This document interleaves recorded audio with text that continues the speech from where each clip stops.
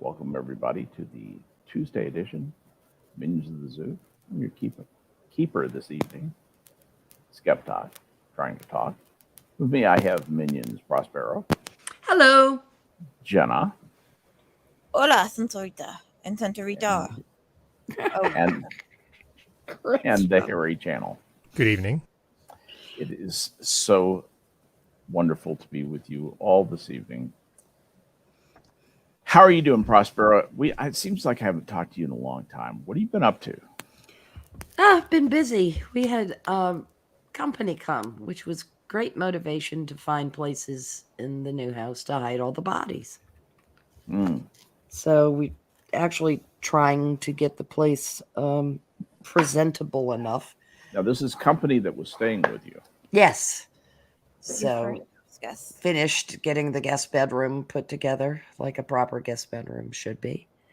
And cleaning. Because, when it's just the two of you and you're still schlubbing stuff around between floors and stuff, you can kind of ignore certain things.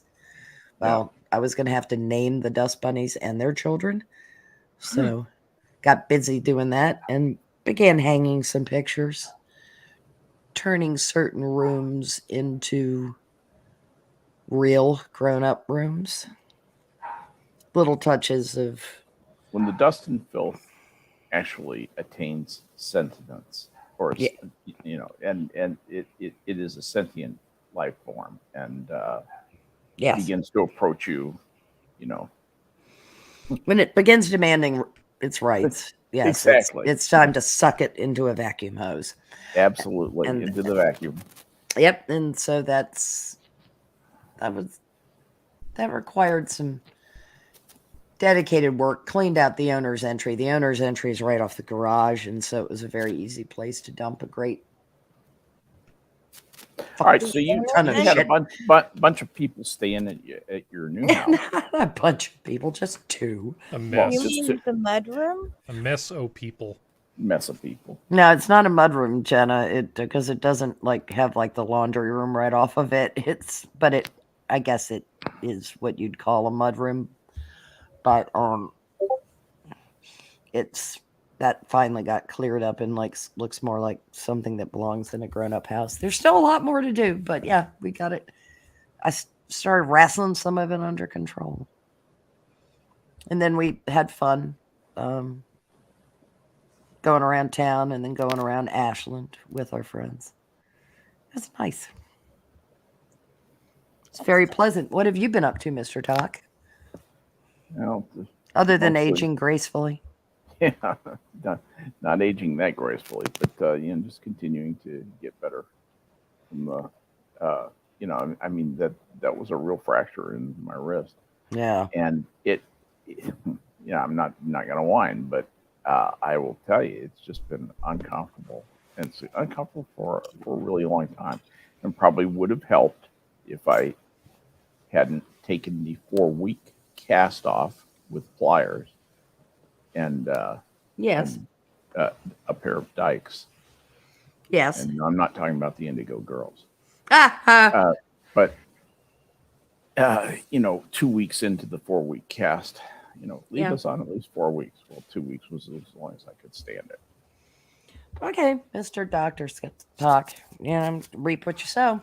Well, the thing is, it both immobilizes your arm and it keeps you from using it. Of course, there are things to do, so using it. So I've been miserable, but at least I've been somewhat productive. Anyway, getting old and getting injured sucks. Don't do that, all you young whippersnappers. Jenna, how are you doing? I'm young. I was young and injured, and I don't recommend that either. You're still young and injured. Believe me, you're young. You're a kid. That's what my grandpa calls me. Kid. A kid. I can imagine that. So, have you been out on any more 6-mile walks? Actually, this morning I did 6.5 miles. Good job. at 6 Yeah, a.m. outstanding. That's wonderful. Took me an hour. I'd have to look at my app to see the exact moment, but it was about an hour and 40 minutes, which isn't the best time for a walk, but Doesn't You're need to walking be. pretty fast. You're walking pretty fast. If you did 6 miles an hour in 40 minutes, that's pretty good clip. That's like a 10-minute mile, roughly. Better than 3 miles an hour. It's I speed can walking. do Speed walking, indeed. 2 miles in 30 minutes. That's 4 miles an hour. That's But once you get to past 2 miles, my body's like, I hate you, and I slow down I slow my roll. no. Yeah, well, you're moving, which is what counts. And it's You know, so you can probably do a bit of sugar doping before you go out, because the reason you're feeling run down like you're hitting a wall, like you used to feel after running 20 miles, yeah. is that's the glycogen being depleted out of your muscles and your liver. You could, if you ate some complex carbohydrates about 2 hours before you go out and exercise, it might really help the way you feel. Seriously, runners do this all the time. I know you know this, but just don't forget about carbo loading. Well, I was just gonna say, what's carbo? What you said? A complex carbohydrate? Yeah, Yeah. like eating pancakes, eating pasta, complex carbohydrates. Eggnog is out, so Yeah. we can have an eggnog French toast. Well, yeah, French toast would be perfect. And the eggnog's irrelevant. Well, But but the- the but It's eggnog. just fun. The syrup works well. Yeah, it's just fun. That's a simple carb, but it's a Yeah. simple one with a more complex one. When I think of complex carbs, I think of things like broccoli. I love Stay broccoli. away from bourbon, which is a simple carbohydrate. It's Yeah, it's alcohol. very, very much a Mhm. simple carbohydrate. Wait, I have to give up the bourbon. Mm-hmm. Well, just in the morning. Wait Just till 8. just before the Wait walk. till 8 in the morning. Yeah, after the walk, you can. Yeah, 6 o'clock, go out, have your walk, come back in, and So start hitting the bottle. 8 Mix. is Mixed with when Mountain getting the Dew. kids out of the house. Should I start drinking while I'm doing that, or right before, or right after? Let it You be should- noted that here on the Minions channel, Jenna just asked an alcoholic when she should start drinking. You should try all the That may be a first. combinations. Yeah, his answer would be whenever. You know, Yeah. Pretty much. You know- prior experience indicates that if you can manage to swallow in your sleep, Yeah, that this would be fine. yeah. Drink until you can't. You Oh you're God, damn it. knowledgeable, so always ask a knowledgeable person. Is that like the 13th step, which is called massive regression? No. There is something called the 13th step. That's not it. 13th step is. Some people would say that Brenda 13th stepped me. That's when you are an experienced in recovery. You're a recovering alcoholic, but you got a couple of years of sobriety, and somebody comes in all jittery, and you pounce on them and start dating them. That's called 13th stepping, and it's really against the traditions of AA. But now, in fairness to Brenda, she waited like almost 2 years, like a year and a half, and before she pounced. You'd stop shaking by then. Well, she saw that I might not be available for that long. She didn't, with alcoholics, you never know how long you're going to stay with the group. She didn't know that I would stay with that group for another 10 years. But there you go. It's funny world. Anyway, not enough about that. Harry, how you doing, man? Just living the dream. Yeah. I'm just You happy actually that are. Assassin of the Grey likes my title card. Somebody noticed by work. I was gonna say I like that old-fashioned TV. Yeah. It really works well for that. It just makes me think of the Cavett Dick callback. show. Yeah. Yeah. Yeah, every time I see it, I think Yeah, of that- Dick Yeah. Cavett. The Dick TV Cavett was a good show. That was a good show. It was cabinet What? TV. a lot of Cavett on a cabinet TV. Yeah. that's actually watchable today. A lot of his interviews Yeah. are absolutely fascinating. And he and you know who the other one is that's worth watching from that era? A little bit later, I guess, maybe slightly later, was Phil Donahue.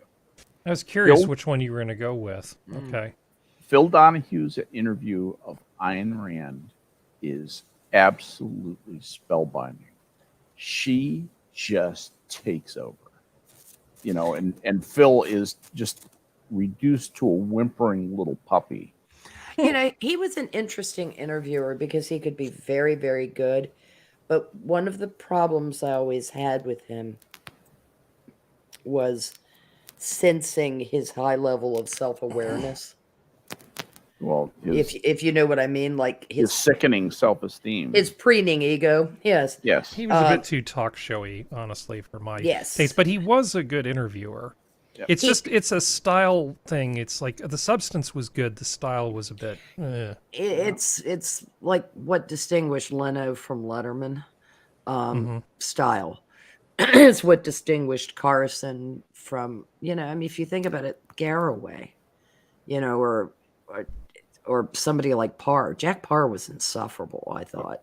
Yeah, we know you really do not like Jack Parr. So if you had your choice between Jack Parr and Camus, which thing would you rather be subjected to? Jack Parr. Okay, just Oh, trying to hell figure out the pecking order of things. Yeah, you no, I like. can handle a blowhard who thinks his shit doesn't stink. It's Camus' dreadfully dismal view of the human condition and the nature of man and his vile corruption. It's just positively horrid. Well, it showed in his characters because they were just such disgusting, Horrible people. Nobody gave a shit what hideous happened to people. them. Yeah, right. Kill them all. Nobody cares. It's The hard only to other read his stuff person for that reason. And the only other person to write that unlikable a character I've ever Kafka. encountered is Hemingway. Oh, Kafka. But Yeah, he wrote The Inspector. yeah, so a lot of miserable people writing about their own misery and characters that reflect their own character. I mean, Hemingway. In fairness, Hemingway wrote women to be pretty dismal. Why do you think he did that? I'm very interested in your take on that. I think he had a big love-hate relationship with women. I tell you, The only thing he loved more than himself was the bottle. His He didn't mother lo- breastfed him. He from didn't love him. falsies. Yeah, that's it. I think you're not wrong. Yeah, I don't buy into all the it was all repressed homosexuality, which everybody had to go through for a while there because of his strong friendships with certain men. Yep. But he didn't understand the world. He didn't understand women. He did. It does kind of smell of a toxic mama, like super toxic mama. What makes you get out in the street with a bunch of crazed livestock with giant horns and run in front of them? A crazy mother will do that. Yeah, He wanted to feel mommy. alive. It's a That's- mommy dearest Briefly, thing. I don't know if you can blame mom for that. I think He that's was an just adrenaline junkie. He was just jaded, and he needed to feel something, and he just burned out those receptors. So he just had to keep chasing bigger and bigger thrills, is what it sounds like to me. Yeah, his friendship though with people like Coop. I disagree, Harry. Well, why do men usually do? I don't disagree. I think there's something that you didn't mention. I think he was deeply dissatisfied. He deeply disappointed in himself. I think he was a perfectionist for whom nothing was ever good enough, and he kept seeking that acme of experience again and again, wanting to prove himself. But I may have that, over manly view of him. I may be putting too much on that. Well, he was Well, you- he was a bit of a mess because as he didn't even wait to see if he was going to get old and halt. He just offed himself. Hemingway killed himself? Yes, and I think No. He was cleaning his shotgun, and it accidentally went off, in his head. Yeah. Yeah. Yeah. That was what his daughter said, and that's what we here, Minions of the Zoo, endorse. Hemingway Bullshit. definitely did Yeah. not kill himself. Bullshit. Sort of Definitely like did how not. Dorothy Kilgallen miscounted her barbiturates that she didn't have a Her prescription second for. all. Yeah. Yeah, that she didn't have a prescription for. Yeah. Right. Yeah. Yeah. She asked the wrong questions to the wrong people. Yeah. Let me But tell you Skep- what happened. She walked back into that hotel room, and there were 4 men in there. And they said, "Sit down, Miss Gilgallen. There's 2 ways this can go. You can go over that rail and 20 floors to the street below. We're happy to do it that way.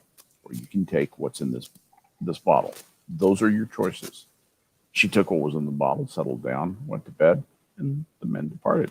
Yeah, Job she done. took the pills, had a little lie down, and no fuss, no muss. Woke I up- really think woke up something dead. like that may have But- happened. But Skep, you've jumped out of a perfectly good airplane more than once, right? I have. So I think when you Once did I that, had to were you use 2 parachutes on the way were you down. doing that to get back at your mom?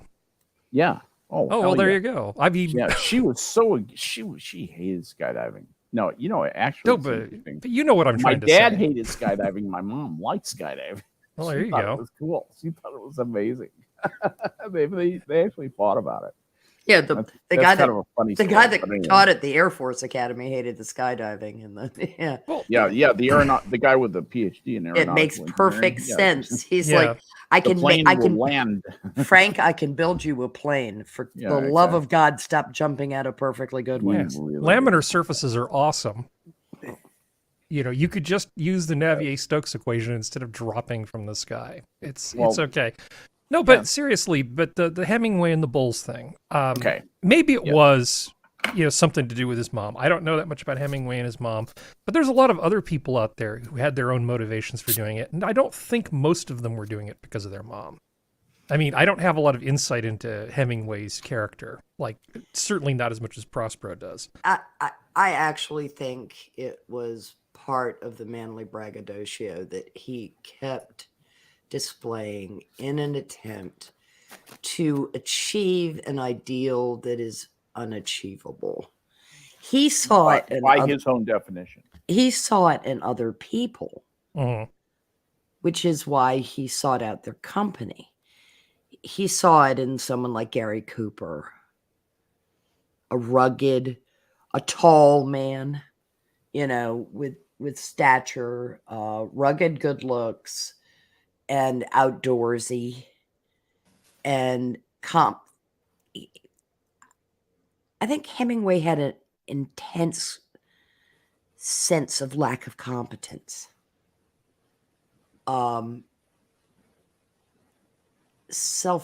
Self-deprecatory to the point of self-destruction. Somebody gave him that poor self-image, is my guess. I don't know whether it came from mom or dad or whether he managed to manufacture it on his own. I mean, neuroses exist that will drive us in that direction. There may have been an accident, accidentally pulling a skylight onto his head, which left that permanent scar. Yeah. On him. It was one of many serious concussions that he suffered over the years. And may have given him a traumatic brain injury. That may he might have had explain some of his capricious and volatile behavior. He might have had CTE. Yeah, it's like what we've seen hit football players, and he also could have been suffering from the incipient dementia that can occur from that kind of repeated traumatic brain injury. Do you know, that might have been why he accidentally shot himself cleaning his gun. Well, A.E. question. Hotchner wondered, why would someone whom many critics call the greatest writer of the century, a man who had a zest for life and adventure as big as his genius, A winner of the Nobel Prize, the Pulitzer Prize, a soldier of fortune with a home in Idaho's Sawtooth Mountain, where he hunted in the winter, an apartment in New York, a specially rigged yacht to fish the Gulf Stream, an available apartment at the Ritz in Paris, and the Gritti in Venice, a solid marriage, good friends everywhere, put a shotgun to his head and kill himself. That's a fair question. Dementia, incipient dementia, memory loss. It goes along with head trauma. Yeah. We've seen it in the National Football League. We have also seen suicides resulting from that in the National Football League. I have a question. Did you Sure. guys see 2 weeks ago what happened to the Miami Dolphins? Yes, I did see what And happened to Seeing Tua. what his fingers were doing. Yes. Yeah, Um, that's a neurological reaction to head trauma. You know, So I Hemingway got- also had hemochromatosis, Yeah, he did. though, and my mom so has that. yeah. Does she have problems with her joints and Liver. her liver and diabetes, depression, that kind of stuff? Hemochromatosis is just fucking, Yeah, it's a pain in the Ruin it. ass. I mean, it's a pain. Well, and it's genetically inherited too. That's yeah, it is. Well, it's why my pretty- thalassemia is so much worse than my dad's, because the Yeah. hemochromatosis and the thalassemia You get the got gene for it. together and went, well, you two are stupid for making a.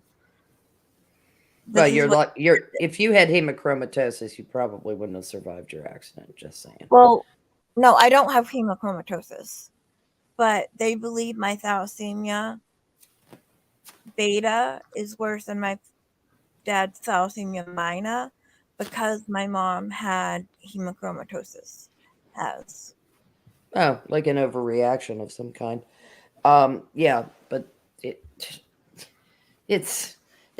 certainly is a pain in a lot of things. So I mean, it can. We don't know why he did it.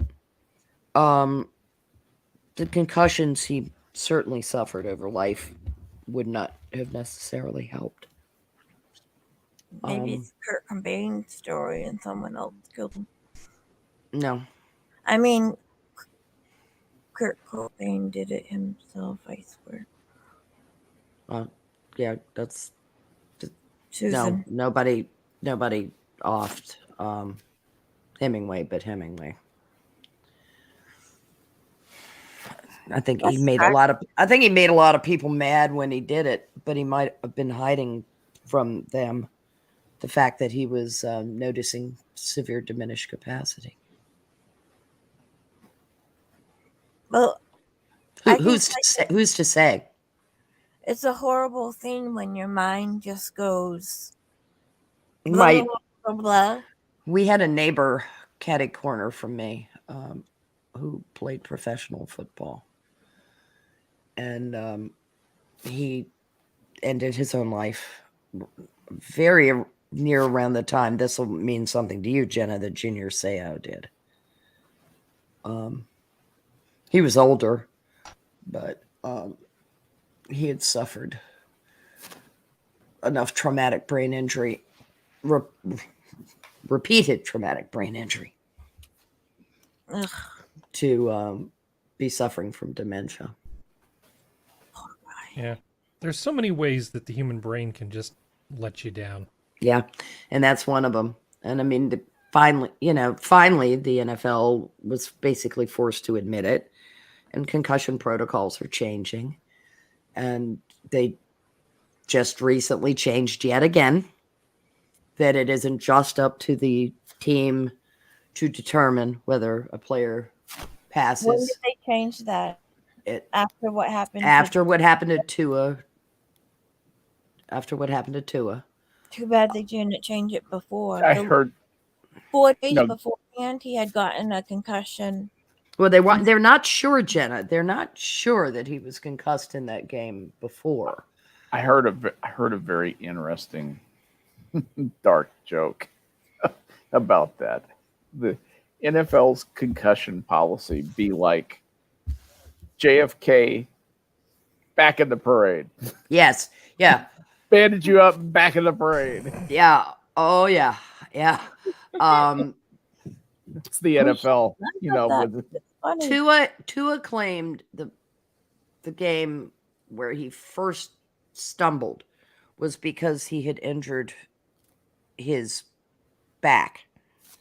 But what happened in the next game Mhm. when he was down and his hands were His fingers were. his fingers were spasming in all different directions. Some Yeah. people actually thought he was trying to give the love sign.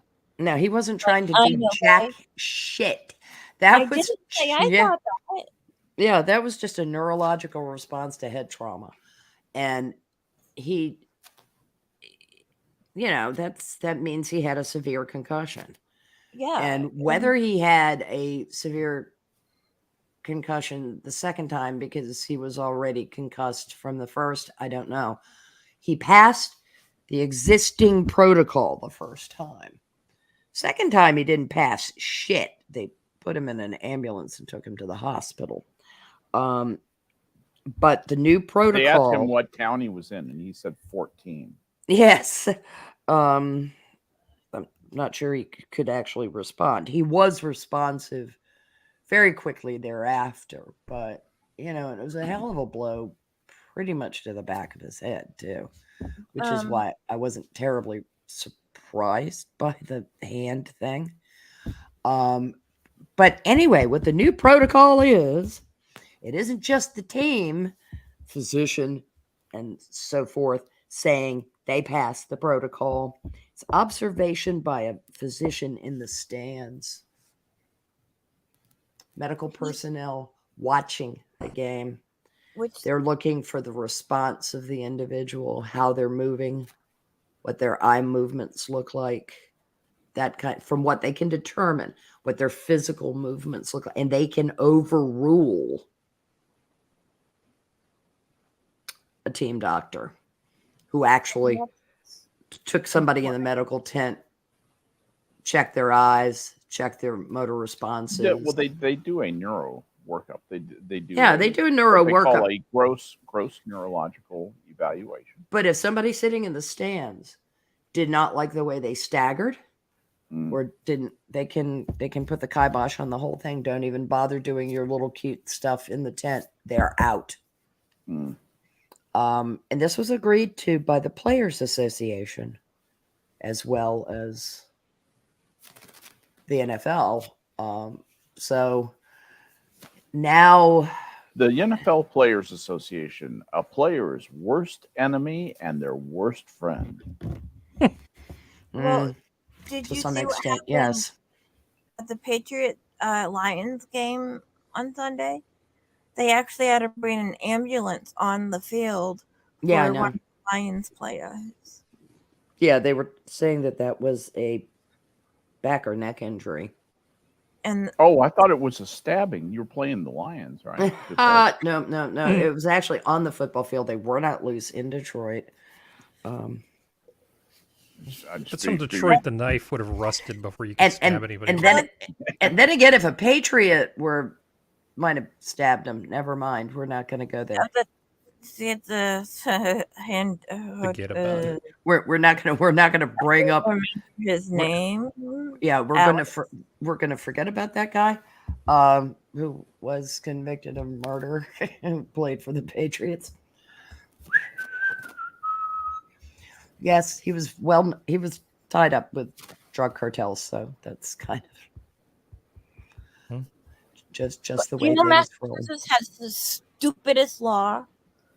If you are under a pill when you die, even if it's at your own hand, your conviction is overturned. I cannot. No, I know. I remember when he died. Is that a corollary to if your roommate dies, you get A's for the quarter? I don't know. Seems like a weird rule. No, unfortunately, but yeah, it is a pretty sick rule.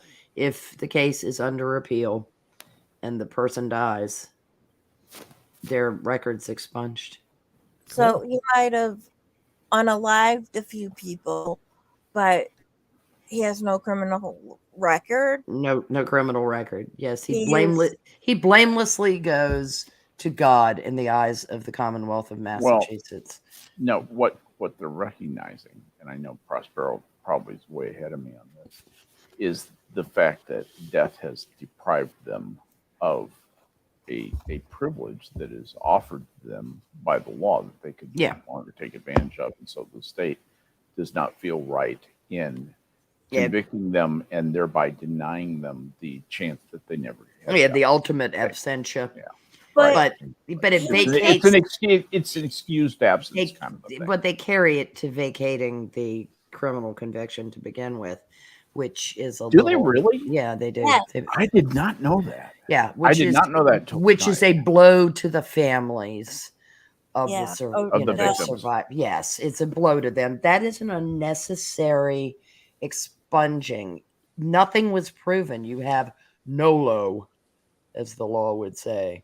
I think that's the deep part of the brain you're talking about, because if the person's dead, recidivism is hardly a problem you need to worry about. Right? Yeah. So they're no longer a threat to anybody else. If they killed your relative before they died and then got out of it because of death, it's them being convicted or not convicted doesn't change anything. Well, it's like some weird, like, oh well, you may be dead, but your name has been besmirched because of this thing. Like I said, this is some part of the reptile brain that I'm not sure I can connect with. They do want it to remain on the individual's permanent record. But in the big scheme of things, what difference does it I make? think Everybody's just as dead. so. Everything is just as screwed. Nobody else is going to get hurt. I think it's just the voiding of the conviction. Yeah, I know. To begin with is a public slap in the face to the family. But is it though? But is it though? Well, I mean, rationally speaking, you understand why I'm asking this, because the person who was wronged was words the person are violence, who was killed, Harry. right? Yeah. So we're claiming that the family has some special right that trumps the one that Skep was just talking about. I'm being hyper rational. I'm not doing it just to annoy you. I actually think what is annoying to people is it changes history. Yes, you get them a little asterisk, like decathlete Bruce Jenner. Yeah. It changes the record, and I think that annoys them. Yeah, the asterisks are annoying. When you're talking about sports or anything else. You can't bring your loved one back, and no amount of clearing or besmirching of the alleged perpetrator has any impact on that. But it is and now that crime really wasn't wrapped up. It's weird. It's like it doesn't reopen the case because but it just kind of eliminates the case. And yeah, but it's does it though? It's a peculiar thing. It's a peculiar thing to do, because it was an unnecessary thing to do. The conviction could have stood. What does the dead man care if he was unlawfully let's say it turns out he didn't do it. I guess they could say this opens it up in the event that it turns out he didn't really do it and there really was somebody that did it. But how likely is that to be pursued? They know they got the guy. They had him. He was appealing. It's a very weird thing to go to the trouble of legislating that. Yeah. This is interesting. After Aaron Hernandez suicide, murder conviction in Odin Lloyd death legally considered, quote, as if it never occurred. And it's interesting. Former NFL player Aaron Hernandez suicide early Wednesday ended his life a few years ago and his legal saga. But according to Massachusetts law, Hernandez goes to his grave as an innocent man. Under a legal doctrine in use in Massachusetts called abatement ab initio, if someone dies after a conviction but before the completion of their appeal, the person's legal records in that matter are wiped clean. It will be as if it never occurred said Martin W., I don't care, chief of legal counsel of I don't care. The indictment, the complaint, the trial, all of that in the eyes of the law is considered null and void. That's fascinating. I really had never heard of that. I have another strange fact on that. On another case for murder, a double murder, Aaron was being looked into for, well, charged. The guy that defended Casey Anthony defended him, and he was not convicted for those 2 murders. Although all evidence said this dude murdered these 2 dudes. But he had Prospero. Do you realize where abatement ab initio goes back to? That's English common She's law. not here at the moment. Oh shoot! I just wanted to. All right, never mind. Go ahead. Continue, Jen. I'm sorry. Well, I just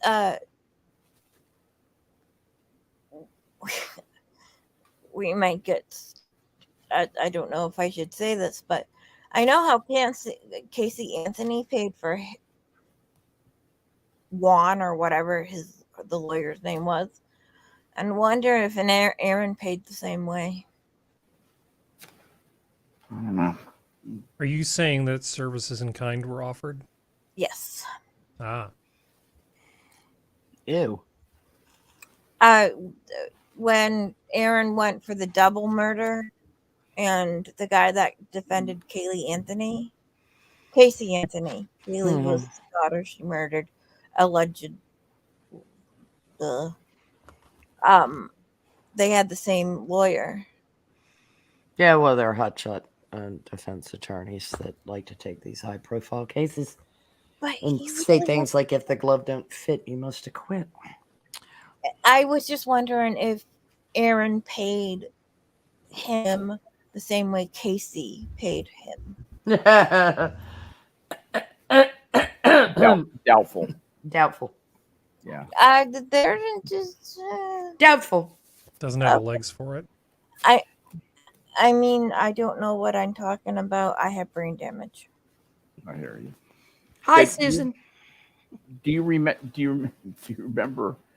that guy John Salvi? Yes. The guy who was killing people at abortion clinics in the 90s. Mm-hmm. He was convicted of first-degree murder in 96. His attorneys filed an appeal, but in November of that year, he hung himself. And in January of 1997, Judge Barbara Dorch Okara, who presided over his murder trial, ruled that Salvi's conviction was to be voided. Salvi's lawyer, James I don't care, told the Boston Globe, Mr. Salvi is no longer with us, so I think he has suffered the ultimate punishment. In our legal system, everybody is entitled to have the fairness of their conviction reviewed on appeal before it is considered legally final and binding. John Salvi never had that opportunity. So that's Yeah, a that's little their bit of that's the inside answer. Yeah, there's their rationale. That's They're why leaning. we're called massholes. No, they're just leaning on the. No, They're leaning on the that. touchy feely of appeal. Started with Yastrzemski. Is what they're leaning on. I'm sorry, start what with Yastrzemski? The mass holes. He's not from Massachusetts to begin with. He was born and raised on Long Island. Oh, but he played for Boston. He played for the Red Sox. Yes, he did, and he wore number 8, and he was awesome. Who? Yes. Oh, yeah. Carl Yastrzemski. Yeah, Carl Yastrzemski. That's Yastrzemski. Yes. Yeah, I know. Yes. I'm saying he was awesome. I'll be right back. He's no Ted Williams. Oh, for fuck's sake, nobody's Ted Williams. Oh, do you know? Willie Mays hung around long enough to beat a home run record, but he was fucking decrepit in the outfield. I mean, that made my dad so mad. He was like, Willie Mays was such a great ball player, but he's hanging around just to get a damn stat. That's that's just no way. That is no way for a career as outstanding as Willie Mays had. What was that to get to the 500 home run club? Was that it? Yeah, I remember that. You know, yeah. And it was And like Hank still Joe Aaron hung Biden was around president. forever and ever and ever just to break Babe Ruth's record. Yeah. You know, that deserves an asterisk. I'll be right back. Yes. What were you You saying, know- Harry? Well, I was just saying, in terms of people hanging around, what about our president? It's like, it's like, He's decaying right before our eyes. so he's what, 79 now? Yeah, but it's 130. it's not a young 79. I know. I mean, so Skep, you've lived 70 years and Yes. a few days, and That's you nice. kind of you could kind of like take a graph and extrapolate and sort of figure out what things are going to be like in 79. You Yeah. might need a little bit more sleep. You might be a little more tired. You might walk 5 miles instead of 6, but you're still going to be up doing stuff. Oh, sure. Biden really just does not seem like a vigorous 79. It's No, like if not at all. it's like you think about people who've aged gracefully, and then you think about him. He's not doing well. No. I talked with my 95-year-old father a couple of days ago. He was just in from his 3-mile walk. I doubt that Joe Biden has walked 3 miles in a very, very long time. But that dude ran away from those questions after he declared Armageddon. Yeah, that He actually weird ran. that weird animated corpse jog thing that he does. Oh my God, that is tough to watch. Look at me, I'm running. We're old guy running. Something that amazed me about the Queen of England was she was with it. I mean, she worked, 36 hours before she died at 96. Yeah, 48 hours before she died, 2 days before she died. Yeah. Well, she- when she- she died was- and when she shook hands was, so it's like 40 hours, but not that it matters. anyway, it was just a couple of days before she died. She was working right up to the end. It was a Tuesday. She died on a man, Thursday. I just think, yeah, it was something like that. That's the way to go. Don't have a lot of hoo-ha about your death. Yeah, but you just never know what you're going to be dealt. So when I die again, I've Mhm. decided that everything that I've ever bitched about family, friends, anything, it's all going on my gravestone. It's going to be a decoration of Jenna's point of view. Mm. The world according to Jenna. Oh, I like that better. I like Kind of like a Jenna's take on the Jules Pfeiffer My World and Welcome to It. this is why you people sucked. There are times where I just wonder, why didn't they just pull the plug? Hmm. But then I wouldn't, More of an H.L. Mencken take I'm getting from you on mankind. Yeah. Man- No, I'm mankind's not ultimately suicidal or worthless. anything. Just so you know, that wasn't. I feel fine. I'm perfectly healthy. I have a happy, healthy life. I'm just in pain every minute of every day. But I still do what I have to do. Speaking of aging poorly, have you, by any chance, seen a recent picture of Madonna She's gay. at age 64? I have not wanted. I to have look one at- for you. Oh, So oh, just please. brace yourself. Oh my God. She looks ridiculous. And what the hell? Why does she look Oriental? It's like when you have your car damaged and you decide not to go to the auto shop your insurance approves, but pocket the money, and so you go to the weird discount auto shop that uses the not correct parts. What the fuck is this? I'm looking That's at? Madonna, age 64, aging gracefully. Oh, God, she looks like shit. She looks like Well, I already got it. she looks like warmed over shit. God, that's nasty. I look better than she does. And I'm I- only 70. Yeah. I don't, but I never did, so that's okay. You look better than she does. Prospero, you Well, look I look well. she and I are the same age.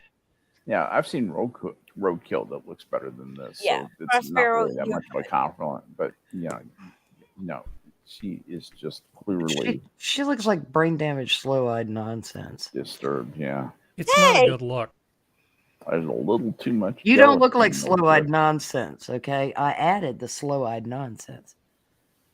I Okay. like slow-eyed. I Thank you. love that. I love that expression. Thank you. And it's Says so much. SLOE, like slow Jen. Yeah, you know who uses that expression every once in a while, about once every 2 books? George R. R. Martin. He'll Does he describe really? somebody as a slow-eyed. Oh shit, that fat fuck. Sorry. We're not Martin fans in this Well, household. do everybody a favor. We read and- 2 of the Game of Thrones books, and he said, I was and take tired that of picture down. My God. blades of grass being described ad nauseum. What were you saying, Harry? Please take that picture down. It's driving me crazy. I don't think anybody needs to see that. I could replace it with this. That's Oh, Jesus. Stop, dancing. Stop it. What That is that? nasty? Horrifying. Much better. So I have a question. No, I don't know. I need to go look at pictures of Grace Kelly just to get that out of my head. I don't. I hear that. I don't know if this is gonna be age gappy weird, Mhm. but there's a memoir out by Jeanette McCarty. Mhm. It's called "I'm Glad My Mom's Dead," and I personally think it's well written, but it talks about her life as a child.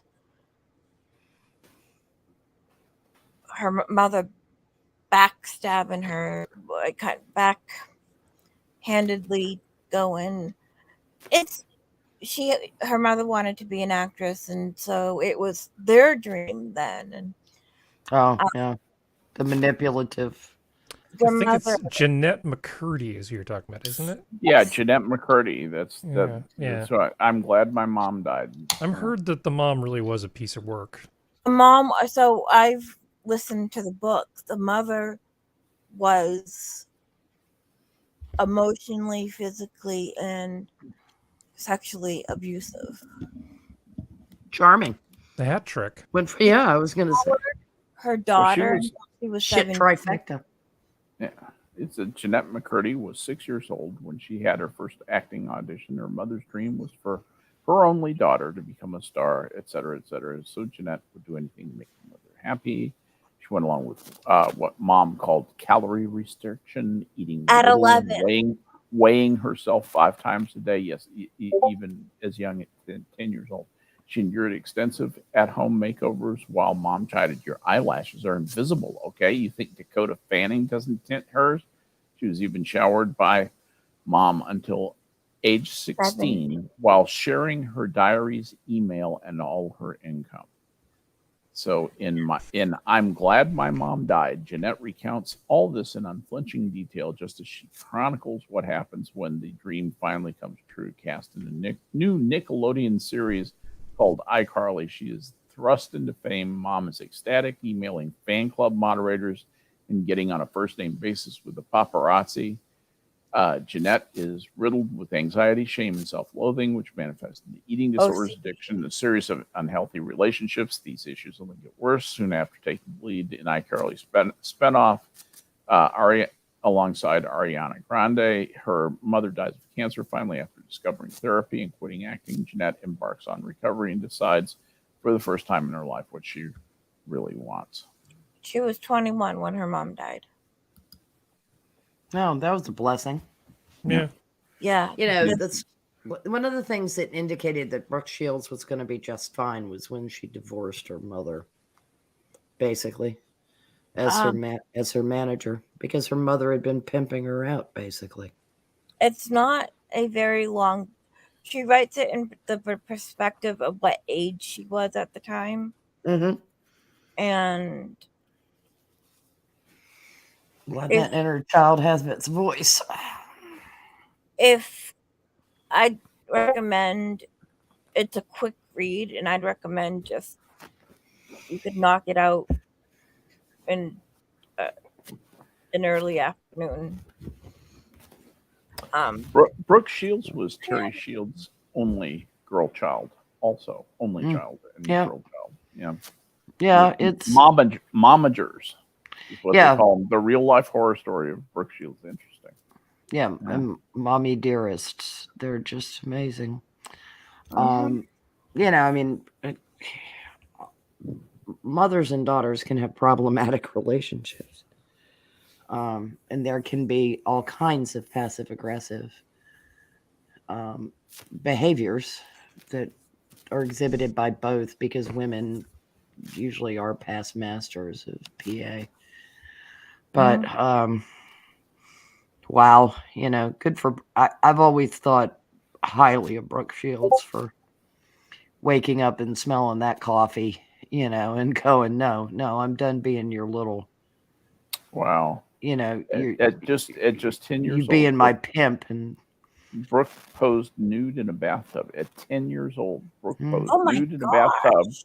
for a Playboy subsidiary magazine called Sugar and Spice. yep. Yeah, I mean, mom That's not creepy.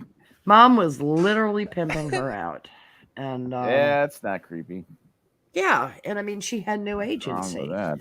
Yeah. She had no agency, but she had the I think native her mom was her agent. intelligence. I know what you're talking about. But she had the native intelligence to realize that her upbringing was abnormal, and she wanted rid of it. It wasn't just getting into Princeton that indicated she was smart.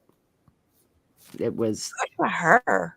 getting herself rid of, and then deciding, you know, so what if this stigmatizes me somehow or another? I'll either get acting roles or I won't. You know, she was able to take control of her finances then.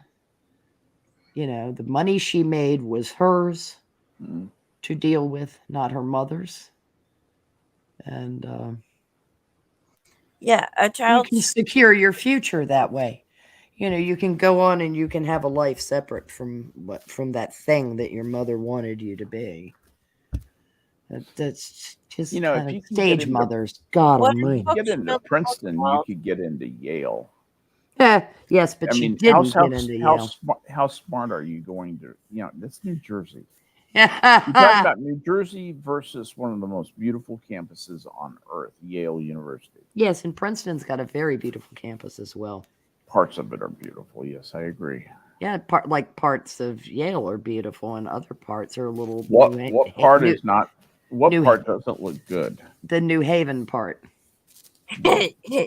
She has a point.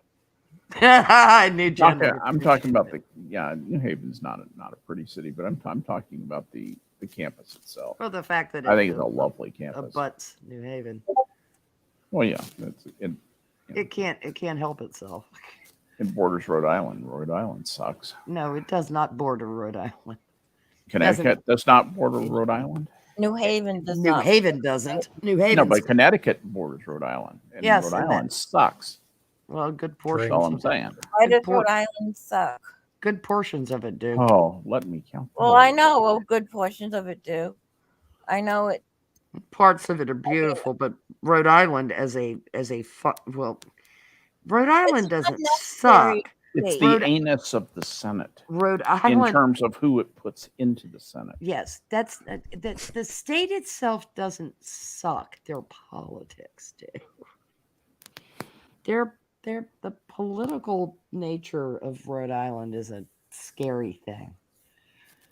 It's a scary thing. It's a Frankenstein state for one I mean, thing. Well, Buddy Cianci Industrial is north and luxury south, and I can tell you you- have Newport and Warwick, and never the twain shall meet. I can tell you what's Providence is going really on there. Warwick. there are parts of work that aren't horrible. It's like That's not true. The part where you're leaving it is Yeah, horrible. maybe in the rearview mirror, that's all right. Warren, Rhode Island is pretty decent. You know, the river sections can be I kind can of nice. explain why Rhode Island is the way it is. So, Why? It's you the know when dingleberry that Massachusetts won't shake off. when men have big, loud, jacked up trucks. Just No, he doesn't know anything about that. He just lives in Yeah. Texas. Yeah, I'm Yeah, or as we just call them, trucks. Yes. Yeah, I was gonna say. well played. What about what about regular trucks are you talking about, Jenna? no, I'm talking about jacked up truck. So, honey, all trucks are jacked up. Okay, just let it be. No, No, she's talking about the penile insufficiency Yes. Rhode Island substitution and- machine. But as the smallest Ro- state Ro- in the Rhode our Island country. is the Isuzu of jacked up trucks. But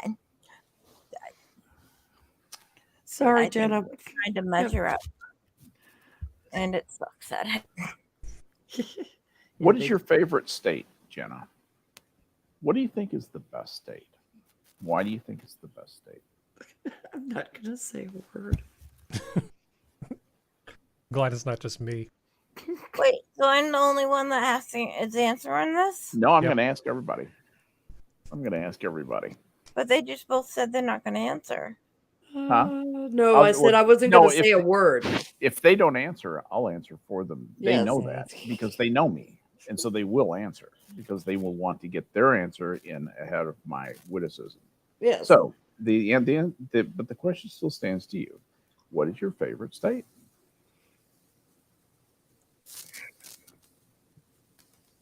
It's not Connecticut.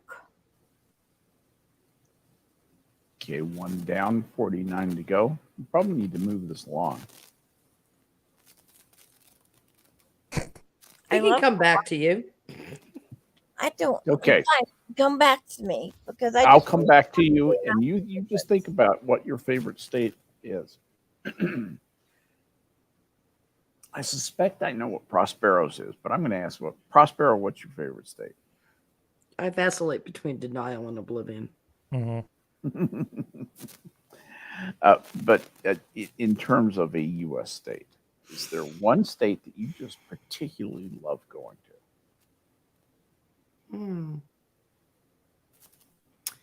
Oh my. I'm mighty fond of North Kakalaki. Although Hawaii, holy shit. And you like the beach part of North Carolina too. You like over. I like the seashore. mountains. I like the mountains and the beach. You know, I like the seashore. I mean, really, the only thing I can say is like not Florida. Not Connecticut. I agree with Jen there. Connecticut. I can't throw Massachusetts under the bus because they're just some absolutely beautiful. I don't have a favorite. I hate to be that unpleasant. Okay, that's fine. I Harry, don't have what's a your favorite state? Well, I it's kind of a tie. Well, a three-way tie for me. I know that's not much of an answer. Hawaii, obviously, All three of us because it's have spent awesome. a party. Washington State, at least up in the Puget Sound part of it. Tacoma, no, not so much. But Puget Sound area is pretty outstanding. Yeah, up by Olympic. Yeah, and Boulder, Colorado is probably one of my favorite towns. I really like Boulder. Quality of living in Colorado is pretty exceptional, at least back when I was there about 30 years ago. Oh, yeah. It could be terrible now, but Boulder is a great town. It's a college town, so you can get a lot of really great things that I care about in a place like Boulder. The only thing that's wrong with Boulder is there's no ocean. And I don't think I can live where there's no ocean. It just doesn't work for me. And some of the people are a little annoying. The donuts are a little bit hard to take. For my selections, I would say that I like Washington State, and I like the coast of Washington, but I also like the Inland Empire because comes from living in Spokane, that's really a beautiful place to live. If you have a lot of money, move to Coeur d'Alene, Idaho, or Spokane, Washington. If you can stand the winters, move up there because it's a beautiful place to live. It's low cost, it's easy convenience, roads are great, and it's not, you don't have the problems of Western Washington. People that- are actually fairly normal. I mean, It's that why big river valley that feeds into Portland. I can't remember. Are Columbia? you talking about the Columbia River? Is it the Columbia River? Yeah, Yeah, that's the Columbia River. I knew a guy that actually worked in Silicon Valley, but he lived had a nice house in the Columbia River Valley. Sure. And he would work like 3.5 almost long days, and then he would get on an airplane and go home. And he did that for years. I'll bet he lived up by White Salmon on the Columbia River, just up the way from Portland, because that is like a ghetto of developers up there. I actually went out there to White Salmon to meet with a lady, programmer analyst, who I eventually brought on to one of the projects that I did, and I met her at her house in White Salmon on the banks of the Columbia River. I mean, a block from the river. It's a true story. Yeah, that's a beautiful area. It's I haven't. It's picture postcard every time you turn around. You get another picture postcard view. The other place that I have, also Colorado. Of course, I lived there when I was a kid, and then I lived there as an adult. I lived in Denver till 2002. Well, as a Californian, it's my destiny to be drawn to the state of Washington, where I go and then die. Like some kind of weird salmon, but without the spawning. You just have to basically head to Washington, and then die. That's what you do when you're a Californian. Or have a summer home in Colorado or winter home in Colorado. Colorado is a breathtaking state, but but no ocean. I'm sorry, I just yeah, can't do it's it. too far away. Would kill me. A friend of mine went out to visit a friend of hers who lived. I think she lived in Breckenridge, but she went out and her friend was trying to talk her into moving to Colorado, and she said, I can't. I'm too far from the ocean. I'm twitching already. And she's like, well, you can get on a plane and go. She said, no, I'm twitching already, because she grew up in coastal Jersey, and has never, like I have for these long 40 years, lived more than about 20 miles from the ocean. Yeah, if I can't walk to the ocean or the bay in like 2 hours, I'm too far from it. Yeah, I adjusted. I adjusted in part because of the river here. I was constantly crossing it. To go to work, to go home, I was crossing the river. And so I could see an expanse of water, and that chilled me out. But yeah, without running water nearby, and I don't mean like plumbing running water, I can't do it. I would live at the coast if I could, but the weird thing about Virginia is there isn't a lot of coastal property. There's a lot of river property or bay property. Well, your coast comes to you alongside the banks of a river. Yeah, it does. I mean, you've got a lot of. They have a lot of water. There's a lot of waterfront property. Oh yeah, there's a lot of waterfront property in Virginia, but that's all about the rivers. Like yeah, you said. Yeah, so, it's not like North Carolina where there's a lot of coastal. But I mean, I love Wyoming. I think it's absolutely exquisite parts of Wyoming. As long as Dick Cheney doesn't shoot you in the face, it's fine. He did that in Texas anyway. Doesn't matter where he did it. And the guy got out in front of him when they were bird hunting. You don't get out in front of anybody when they're bird hunting. Just saying, I've never shot any of my friends in the face. Well, you don't go bird hunting. Exactly. Yeah. Jesus, you that know bird better. shot wasn't going very fast either. By the time he got hit, he wasn't. Yeah, just walk it off. No, it was like a bad case of acne. Skep, you're the only one that didn't mention Hawaii. Yes, Hawaii. I love Hawaii. Hawaii is beautiful. It's never a lived there, little though. too touristy for me. Certain And parts, yeah. and Absolutely. when I had the opportunity to spend a fairly significant amount of time in Maui, and there were some things that I saw in Maui that are just absolutely beautiful years ago, but that's even getting kind of They've ruined it. touristy. That You know? Oprah The and that temple- Hollywood crowd of dickheads have Oh, ruined they've taken over the west side of Maui completely. Well, north of Lahaina, they have. They haven't south of Lahaina. That's the southwest side is still southwest side. The southern side, It's United States of Generica all the way down that coast.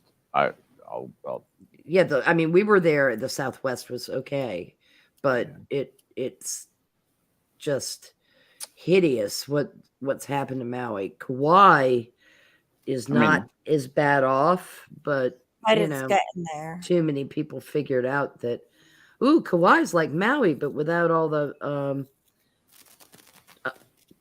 Maui people.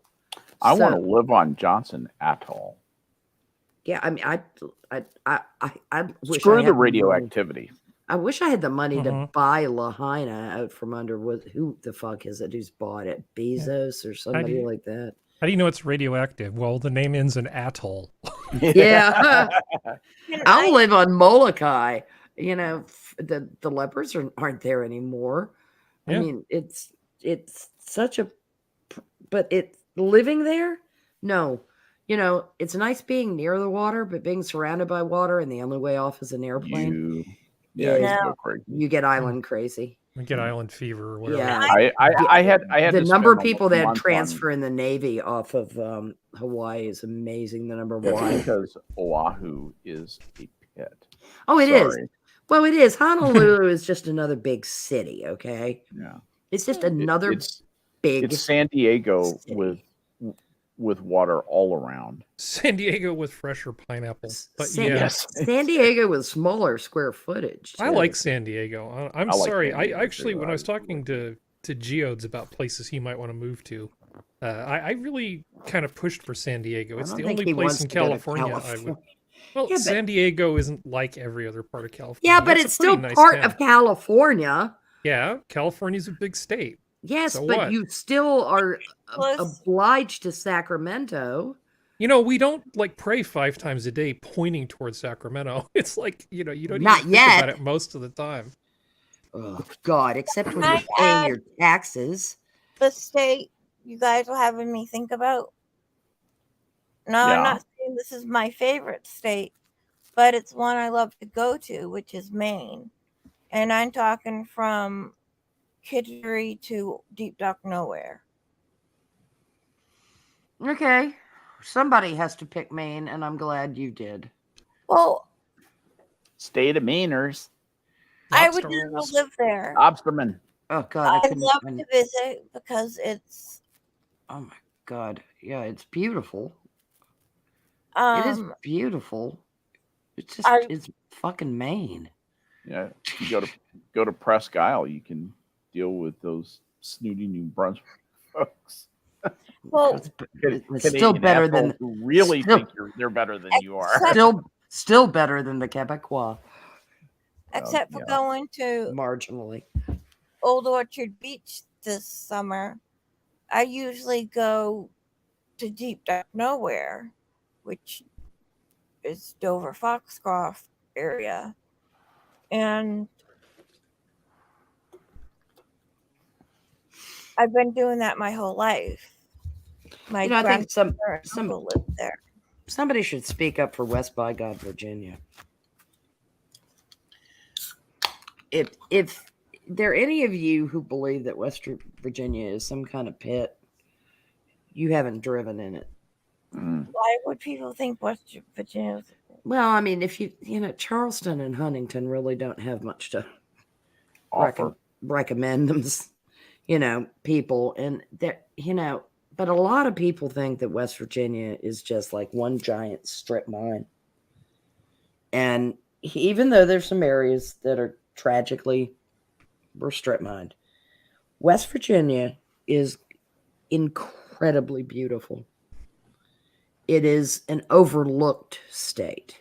It's incredibly poor, but incredibly It's beautiful. incredibly poor, but it's incredibly beautiful.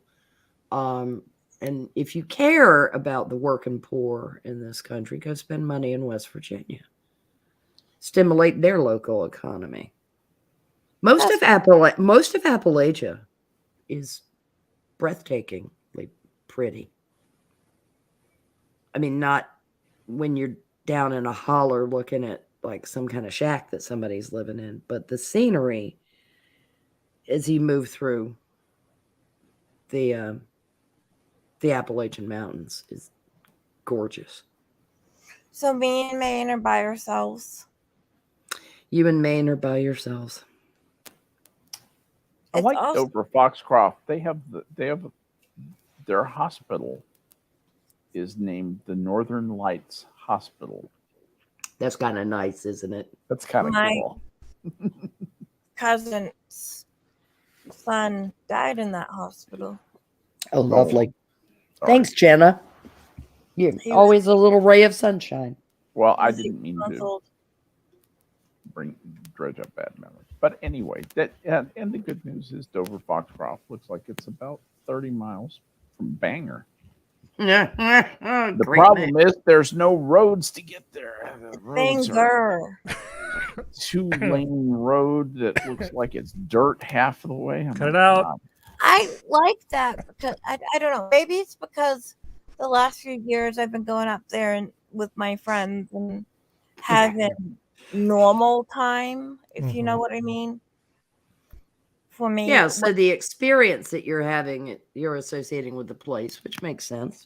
yeah, because I get to be Jenna, you get to be Jenna. I might have issues and stuff, but They don't I care. still stay up That's talking to my friends all night, sitting on the couch giggling, and I don't get to do that a lot here. oh, you do have 34 children. But my children aren't my friends; they're my Oh, they're your children. They're your slaves. they're my responsibility to become, Right, they're your kids. You're smart. You don't believe that your children are your friends. yeah. That always creeped job me out. is to raise adults. That always creeped me Not out me. when parents did And that. Call if me I by had my a- first name. I want to be your friend. It's like, ew. Yeah.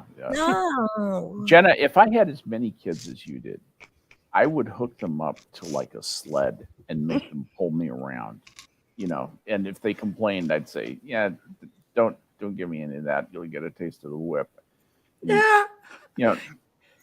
Just have them haul me around the neighborhood. One of those But I awesome don't have enough I want grandkids to for bring back a childhood teen. trauma to my portage children. carriage, Tomato harvest would go a lot easier if you What were had as those- many kids as Jenna has. I got to tell you guys about this. I did have something kind of cool today. My stepdaughters and my grandchildren came over and painted the outside of my house today. Wow. Yeah.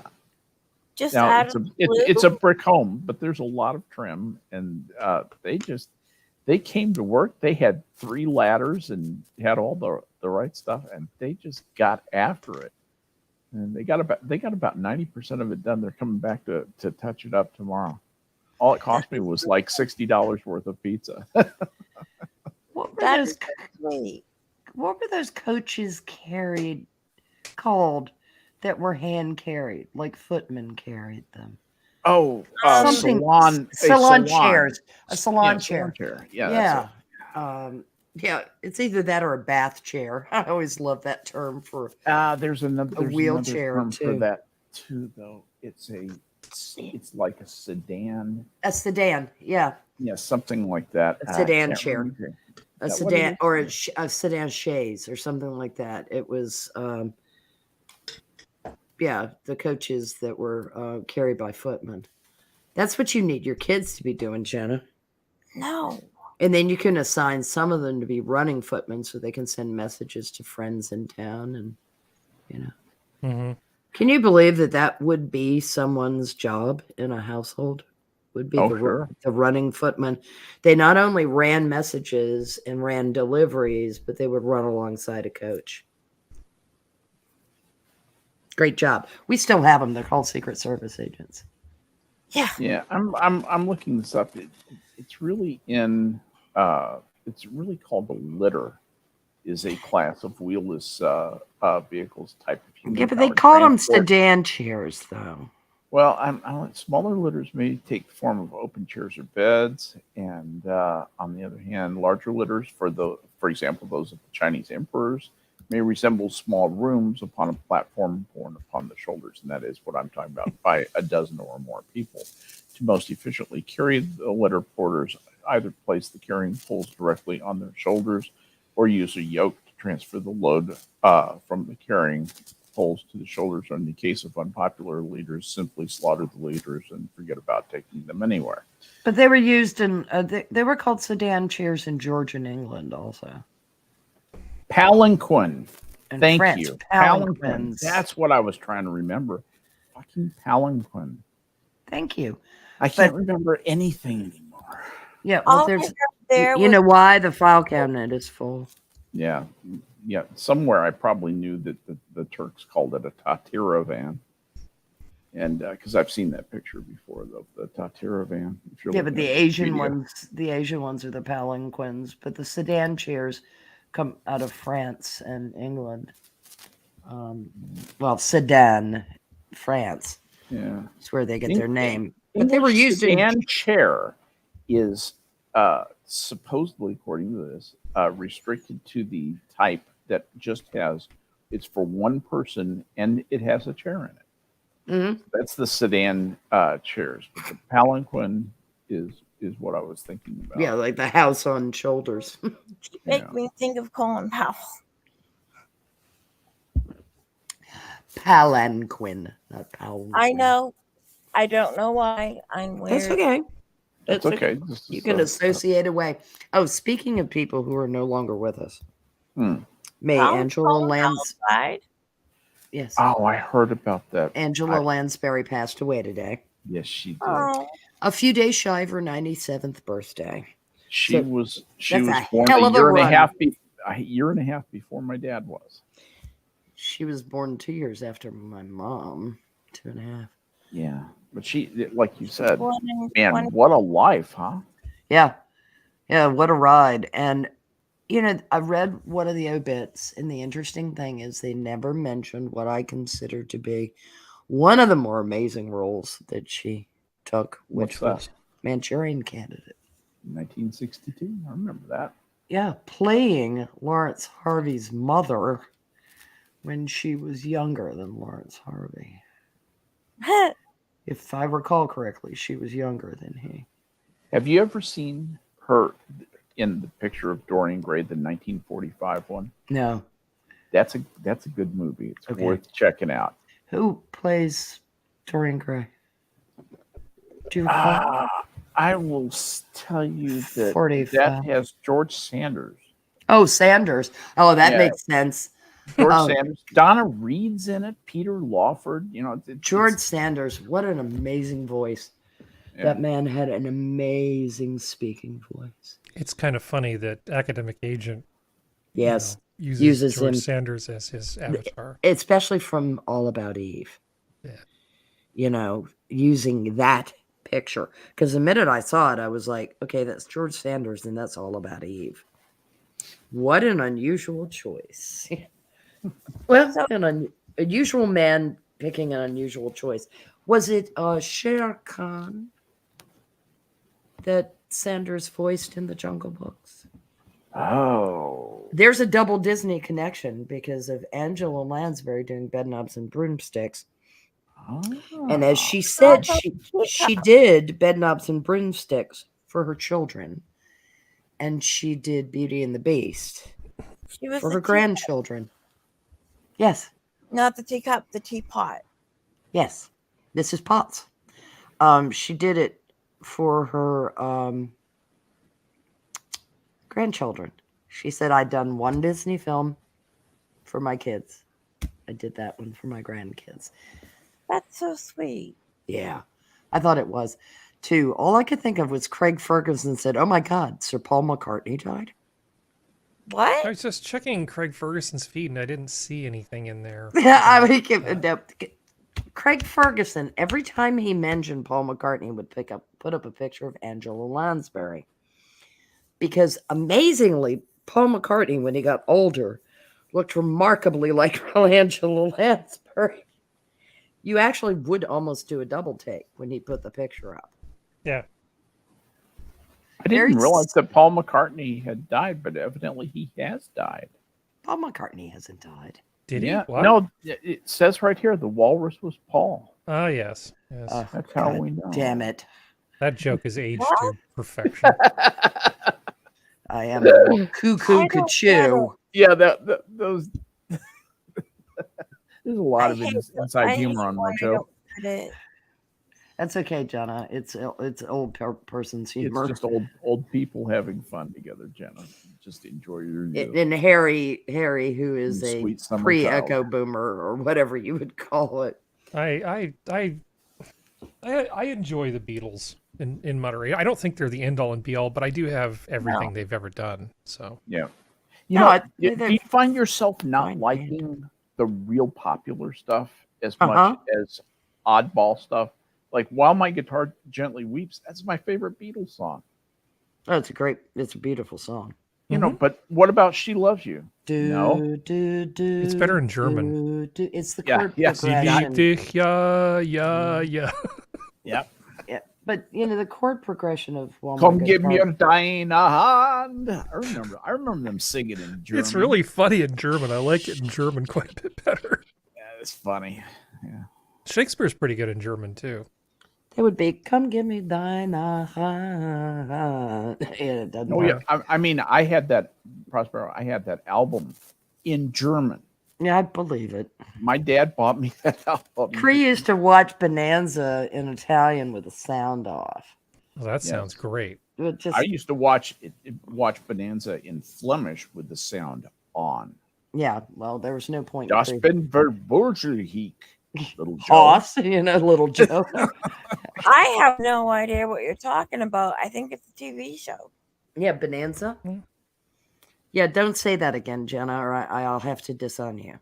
Okay, Well- there's some things that just hurt. And hearing somebody say, "I have no idea what you're talking about," when we've been talking about Bonanza, hurts. Well, Bong, What was it bong, ding-a-ding-a-ding-a-ding. Ding, ding, ding. There were lyrics to that. Oh yeah, dun, dun, dun, dun, dun, the Ponderosa land. No, Dun, dun, dun, dun, Oh, dun, it was dun. when you pick a fight, you that pick the up all the theme fight song? Bonanza. Yeah, that's right. That's If you pick a fight, know you pick, a lot of you pick a fight. Bonanza. No, you pick a fight with three. All Yeah. for one for all, to eternity, or whatever. It's stupid. I They know actually the sang it in song. one of the episodes, apparently. Oh, I want credit for knowing the theme song. yes. Well, What's that's the what theme we're song? talking about. Okay. And then there was that beautiful incidental music, da da da da da da da da da. That they used on the closing credits and stuff that they did when they did the spin-off thing, Ponderosa. Never do It's spin so off. irritating. Way better than the Big Valley. Sorry, I could never get that show. Used to annoy me. What did Lee The make? Big Oh, Valley. Barbara Stanwyck and the Did Big Heath Valley. Barkley get on your nerves? Barbara Stanwyck got on my nerves. There's something Oh! about her when I was a Oh! kid that annoyed me. Oh yes, well, because she was Annoying. a strong, independent woman who literally didn't need no man. I wasn't afraid of strong, independent women who needed no man. I was afraid of Barbara Stanwyck. I she I kind of love had that Barbara creepy. Stanwyck. When I was a little kid, I used to think that women Oh. with deep voices creeped me out. I have And- a feeling that when you were little, somebody must have had Double Indemnity on, and it stuck in your head. Because if you see Double Indemnity before you see Barbara Stanwyck and anything else, she'll creep you out for the rest of your life. Mm.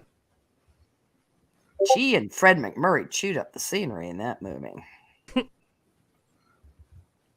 I mean, seriously. Fred McMurray could play creeps really well. Yeah. I mean, he's more of a patsy in Double Indemnity, but boy, was he a creep in the apartment. Wait, that's not the lead singer of Queen. No, that's Freddie Mercury. Fred McMurray did My Three Sons, the TV Jenna's the show best. My Three Sons. I love that. I know, that is just That is the funniest. That is the funniest terrified. association. I'm trying to picture Fred McMurray in a striped shirt singing We Are the Champions, and it's not happening. Yeah. Fred God, McMurray. I'm reading these actor Bonanza Jenna, lyrics. they're horrible, Skep. They're terrible. They're Oh terrifying. my God. They're worse than Hogan's Heroes lyrics. It's like we chased Lady Luck till we finally struck Bonanza with a gun and a rope and a hat full of hope. Planted a family tree. Oh No. yes, it's that bad. Yeah, it's why it was only used once. Oh man. And then there wasn't as much cocaine in Hollywood then, and somebody got wise. Now, Johnny Cash did a different version, and he changed the lyrics. So he does, the claim we hold is good as gold bonanza, hand in hand we built this land, the Ponderosa Ranch. And that was the one that I remembered hearing the lyrics to, because I heard it on the radio. And our birthright is this Cartwright bonanza. We here belong and standing strong. Wrong ain't got a chance. Okay, Johnny that Cash doesn't was scan all that well, but that's decent. It's better. It's better than what the studio people came up with. Yeah. But if you don't know the words and somebody says, "Okay, everybody sing along," there's just people going, "Na, na, na, bonanza." Na. Yes. Just make a noise and kind of move your lips half-heartedly until there's a word you recognize, and then just scream hallelujah. Have you ever sung any choir, Harry? oh yeah. Prospero knows what I'm talking about. Or you sing alternate words and see if you can crack the person standing next to you up. Yeah. The key thing is so you don't have problems on the bleachers. You got to lock your knees. That keeps you stable. Stop it! Yeah. Stop it! Oh God! Who does not endorse people locking their knees and no, falling whatever over like you do. statues. I'm in favor of singing. Lock your knees, and then no. when you get home, make your computer run faster and more stably by removing System 32. That's how you That's do really it. the key. That's the key. Fucking God! Also, if you are a horn player, don't lock your knees. Yeah. Do not lock your knees.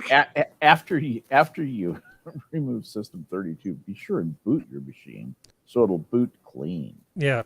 And when you're driving your car, it's important if you don't put oil in it, eventually a little light will show up. And that means if you rub it, you get 3 wishes. I thought it meant you won. Jesus. Would people really believe that? Yes, they would. A woman in Stuttgart, Germany thought that a lift was a parking space. She was driving a smart car, so... Well, in other words, she was driving a purse, so she parked her purse at the bottom of an elevator shaft. It wasn't very smart. Well, but it does prove you can park a smart car pretty much anywhere. Yes, it's not a car; it's a purse. They just put top wheels of an elevator on it. Yeah. That was unused parking space until she got there. Well, God has patience until people do shit like that. Idiots. Eventually, he's like, "I'm done with the idiots. This one's going out," and he sends them down an elevator shaft. Well, part of our problem is we keep standing in Mr. Darwin's way. Do you know that Charles Darwin is buried in Westminster Abbey? Yes, so I do. Sir Newton John. No. Sir Newton. No. Sir Isaac Newton. Sir Isaac Newton, sweetie. Thank you. Well, Olivia I liked it better Newton-John the is first time. not buried in Westminster. I didn't think Elizabeth. I just May she rest in peace. Yeah. is she dead? Yes, she Yeah. died done too soon. Yeah. Okay. Most definitely. So Is that a is malapropism? Yes. No, it's more Charles of a spoonerism. But It's a spoonerism. You're right. Charles Dickens. Dickens. That's what I said. Yes. When I think of spoonerisms, I think butterflies flutter by, right? I also think of Fuckleberry Hen, you know. Yeah, that's a And- spoonerism. That was more of, it wasn't a well, it was a malapropism, I guess, to some extent. So anyway, Charles Darwin, Sir Isaac Newton, Charles Dickens, and who else, Jenna? The guy Poet's that- Corner. 2018 was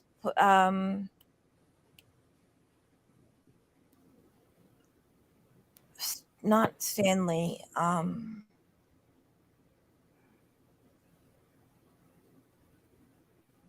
Some brainiac.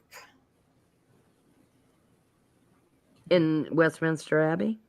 Yeah. And for the life of me, I can't remember his name. Just to go back to what we were talking about a minute ago, Steve something. difference between a spoonerism and a malapropism is that the main difference between a spoonerism and a malapropism is that a spoonerism occurs when corresponding sounds in two words are interchanged. So hiss the mystery lecture instead of miss the history lecture. Yeah. So whereas a malapropism occurs when two similar sounding words are interchanged. Are interchanged. Two similar sounding words are interchanged, and conceivably they could even be pronounced identically. Yeah, And Jennaism is when you just sort of mix the words up in an endearingly charming fashion. charming sort of way. I It have brings joy to people around her. brain damage. I just I love Sir Newton-John though. That was just his friends all called him Figgy. Do you know what? I did not know this, but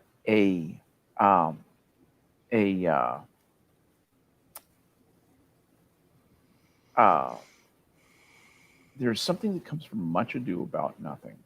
It's the character Dogberry. Dogberryism. That's what it is. Dogberryism, I think, is a kind of malapropism, isn't it? Dogberryism, right? After the Dogberry. I'm not familiar character? with that. I think it is. Hang on. Dogberryism definition. A comically confused misapplication of long words is when Dogberry claims to have comprehended two auspicious persons. That's it. That's what I was trying to. And it was later called a malapropism. Yeah, because it's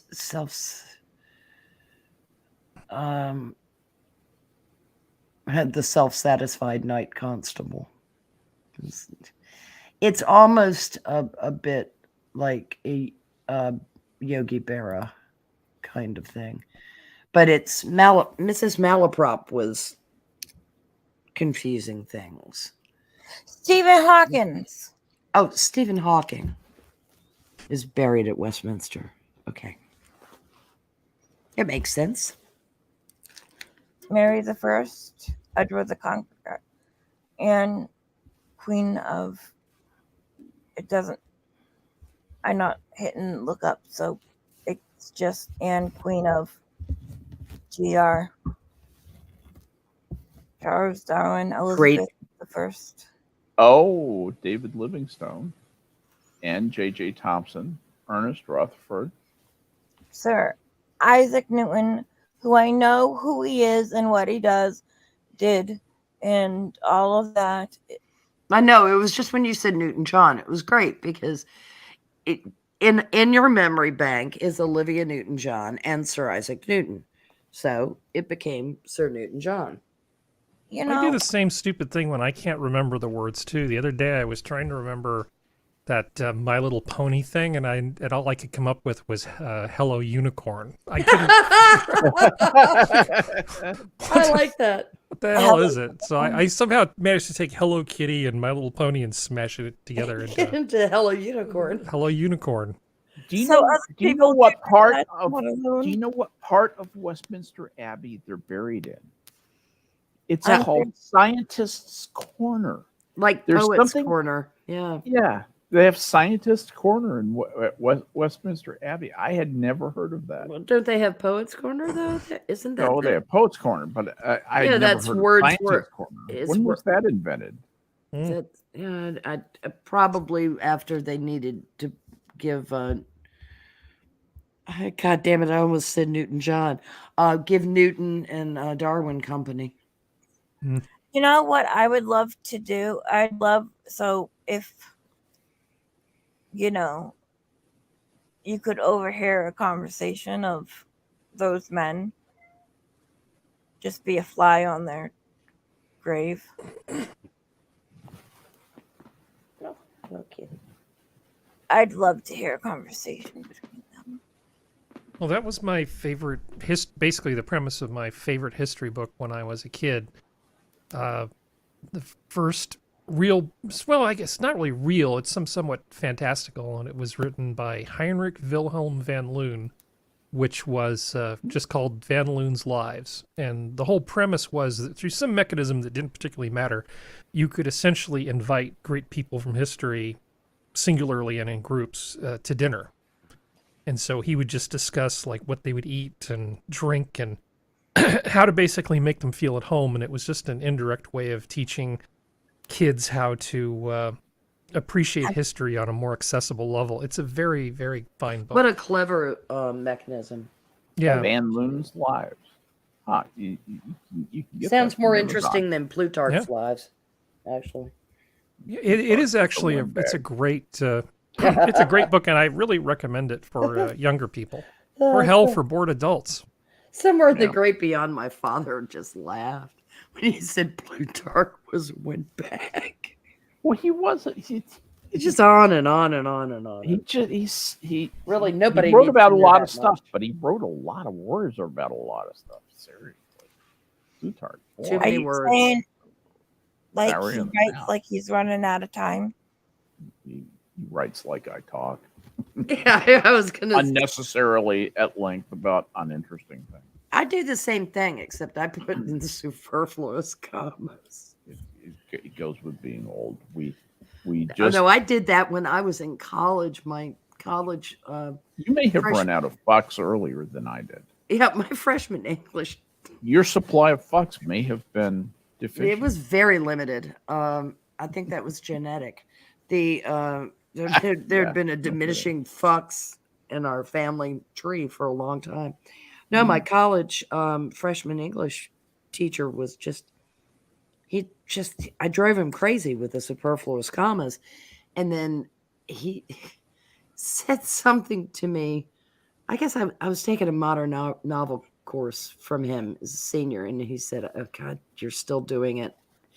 And I looked him dead in the eye and I said, "Look, if I'm ever published, I'm going to have an editor. So just relax." And he was like, "God damn it." Punctuation is overrated. No, it's not overrated, but I tended to do it as people do it vocally, not according to any grammar rules, because nobody had ever taught me to diagram a sentence. It's a miracle I know my prepositions. No, the reason that you know it, because I know this about both of us. We both learned this the same way. We heard what was right. We heard it spoken correctly. And By and large, yes. sometimes if you and I hear poor grammar in a sentence, we go, "Eh?"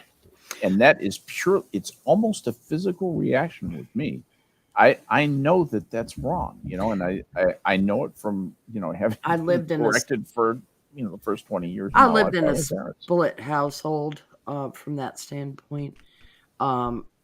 And it was very obvious the difference in the education levels Really? between my mother's parents and my father's parents.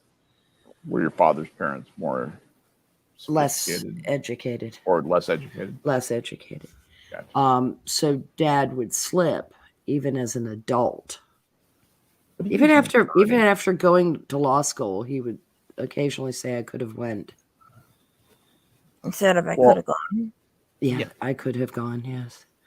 I use Texasisms sometimes. People might think that my grammar is poor, but I'm just saying over yonder, or I might could. No, there's nothing wrong with over yonder, though. Yeah, but might could is right out. Well, Mike could is bad. Yeah. But I also, I mean, everyone in New England said, I mean, they completely pass backwards and cocked up. Take and bring. Mm, I'm going to bring my lunch to school. I I'm going know. to take my lunch to school. All the goddamn time. It made my mother twitch. So most of the reason that I know that something's correct is my mother didn't have like a petty mal seizure. Yeah. And Because- what I hear is my parents saying, "Take it over there, bring it over here." Yes. Oh, I know how that works now.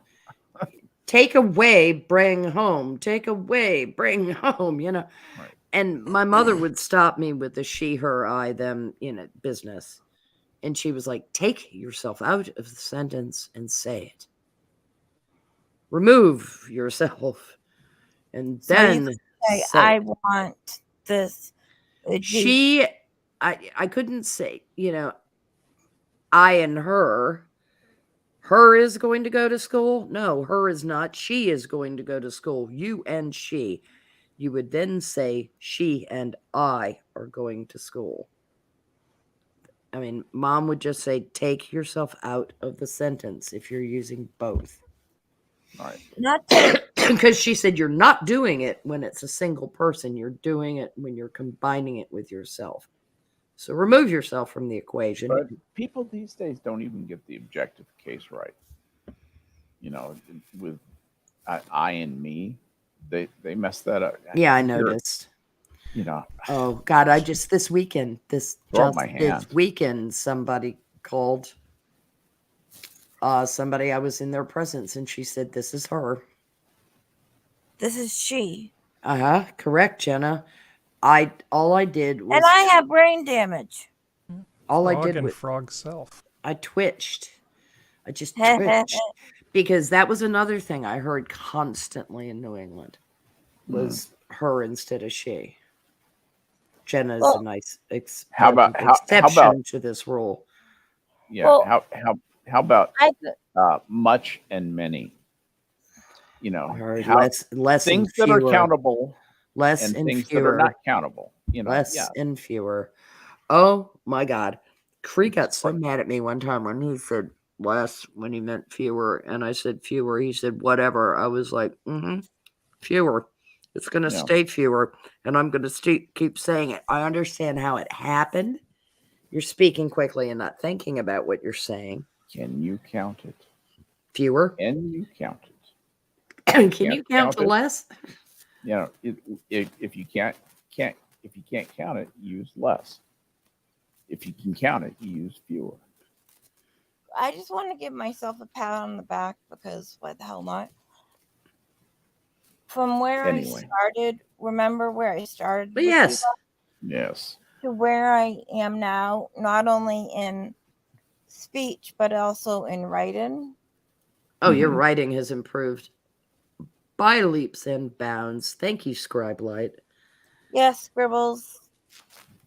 I- Yeah, because I mean, Scribbles helped a lot, Harry. when I became I when just thought it was just a funny nickname. That's all. for Scribe Light, I think it's perfect. Those scribbles. Yeah. It's not quite up to the standard the Drunkle is set for nicknames, but it's I was right going up to there. say. Yeah, but Monkey called him Scribbles, and Yeah. No, good. actually, my brother from another mother and father that's Scottish oh, Tailed was the one that called him Scribbles Yeah. first. started that. I didn't realize he did that. Nope, he was the first. Yeah, he was the first. to call him Scribbles. That makes sense. I assume he's still annoyingly talented and underappreciated. Yes, of course he Of is. course. Scribbles? No. Or- Oh, Tailed. Tailed feature is my brother from another. enormously talented young man. No kidding. And I Has haven't talked to some him real in so potential. long.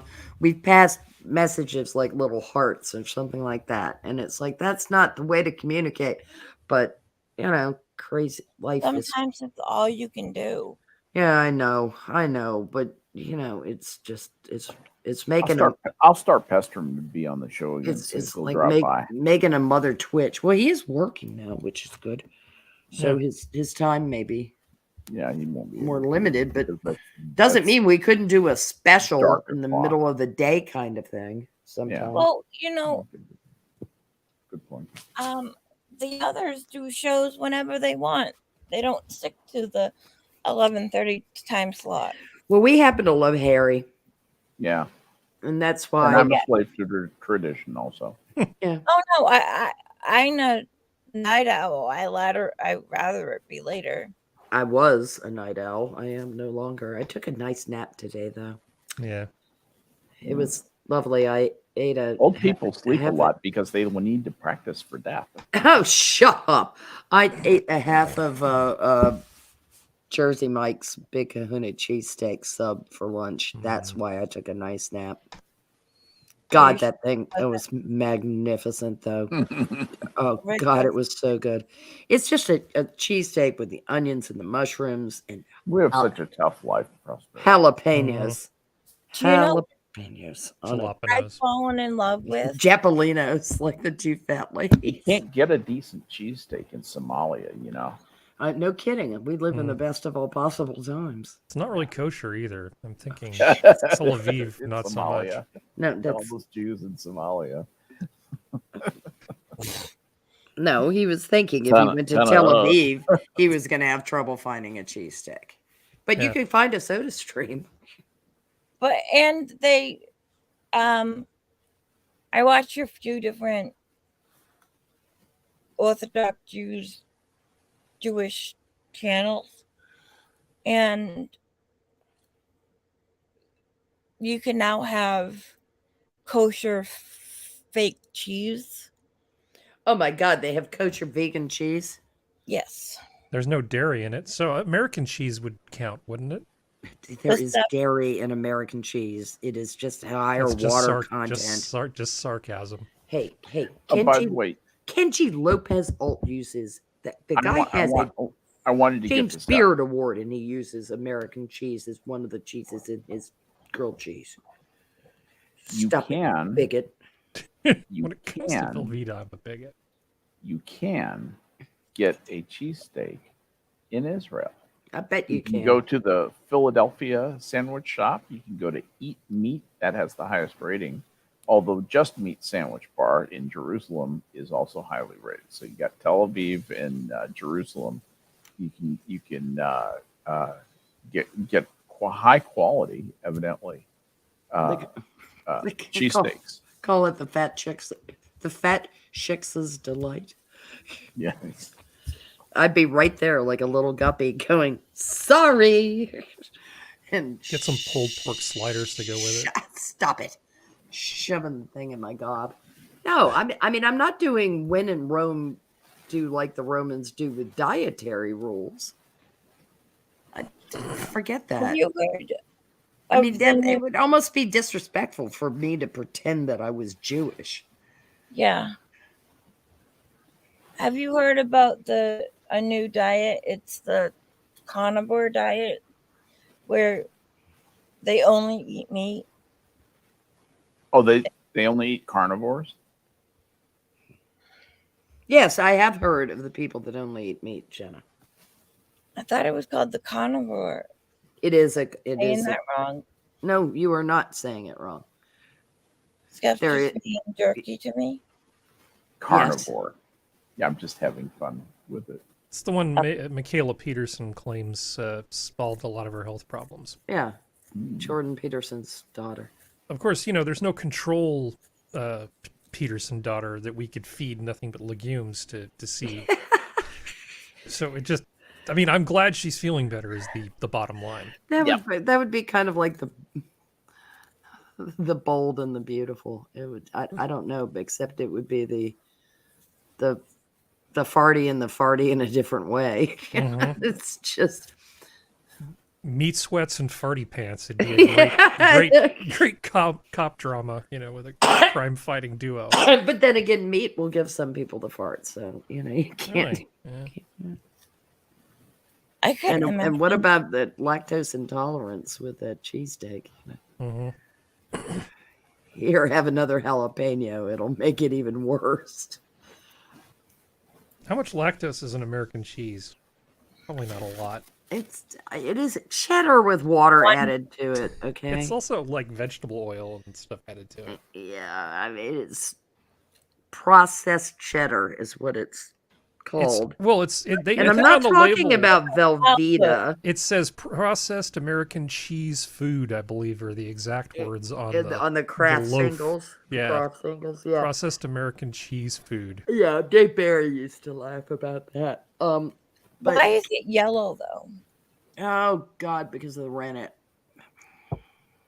Actually, it's an interesting thing. I just looked up in my little lactose thing that I look up in biochemistry in. Ricotta has 0.3 to 0.6 of a gram in a half cup. So that's really not very much. American cheese, pasteurized processed cheese, has anywhere from 0.5 grams to 4 grams. So high amount of variability in American pasteurized cheese, and a half a cup of that. Mozzarella is almost double that. Oh yeah. And cheddar is about the same as American cheese. Mm-hmm. And let's see, any big hitters down here? Ice cream has a lot. Ice cream I like can't has 10 imagine times why. as much as cheese does. Yeah. And sweetened condensed milk, 31 to 50. Evaporated milk, 24. What about 28. blue cheese? Do they say anything about Let's see if I can find blue cheese. Blue Right. cheese is 0.3 to 6, so that's also highly variable. Yeah. That's in a half a cup of blue cheese. It probably varied between which type of blue cheese you're looking at.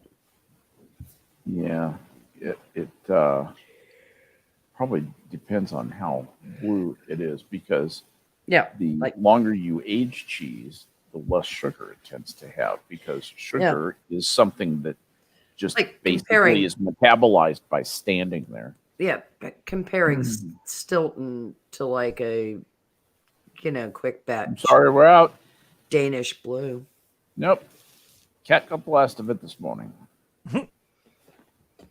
Good grief. Good grief. That's and rude. on that lame voicing of an ancient Monty Python cheese shop joke, I'm running out of gas, so it's my show. I'm calling it. But I do want to send around. If anybody has anything they'd like to bring up, now's the time. We still have a few minutes before the mandatory shutdown. I want to know what is the thing that looks like a giant candle inside a cage under the hog head. Because that is a good question. I mean, I think I see the bologna, the ring bologna, but that is scary. Is that some form of liverwurst maybe made of the? I don't know. What are you looking at having a problem with? The thing in the cage. Yeah. That looks like a candle, kind of. An old filler. Oh, that's actually a wild square salami. They have to be kept caged because they're very ferocious. They're known for their cunning. They're very good at escaping. Exactly. Well, the bologna. Or that could be a nipple salami. Oh God. The array Well, of the ladies don't look cold. pig so- dicks. I Like swear to on God, the bottom on. left looks like head cheese. It's something well, disgusting. I just don't know what. that's a loaf. That's Well, head cheese is kind of a loaf, yeah. But that's like Gelatinized, a gross raisin loaf. bread kind of. Yeah, but there's Kind of ham in thing. it. Look to the Yeah, it's right. probably got meat. I see the meat down there too. Yeah. And I mean, I see the Well, ribs. that's not. And I see the. Where's the crown roast? What did y'all do? You just killed that pig to make fucking leavings? I don't understand some of Almost these everything old there's pictures. leavings except the ribs. Like this. Is that an appealing salad? Not No. really. It's a roast beef hearty party salad. That's what it says on it. It's terrifying. And the baguette looks like. And what in the hell are those parsnips? If you go to an IT conference though, you'll see stuff like this. I know, but it's like grissini in a Pilsner glass. And then there's like these little niblet parsnips and a single radish that looks like actually like a maraschino cherry got rammed onto radish leaves. Mm-hmm. An oil and vinegar mix, some sad grapes, a very erect baguette,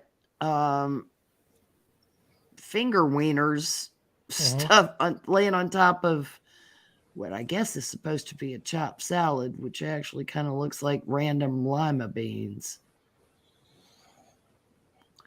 No, It's a I mystery. love chicken it's salad. not appealing. I will take that center slice of roast beef, however. I'll take the grapes.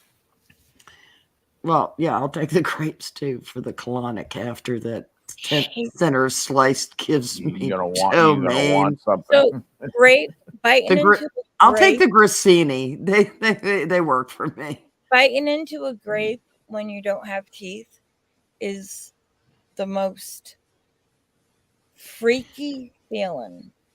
That would be gumming a grape, I believe, is the term. No, I bite that bastard. With what? My gums. That then would be gumming. No, I bite. Do you have your husband peel the grapes for you, Jenna? He's not that trained. Have you tried? Huh? He's not trained up enough. He's not that trained yet. I have to. You should See, get Eric to do it for you. I don't want to be poisoned.